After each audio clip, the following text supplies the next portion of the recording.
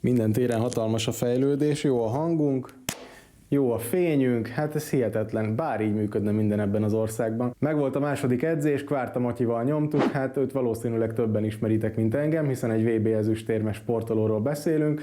De nagyon késésben vagyok. Matyi már ott vár. Én pedig erre nagyon nem voltam felkészülve, tehát több mint 3 órán át nyomtuk, én nekem most mindenem sajog, ugye ez tegnap történt ez az edzés.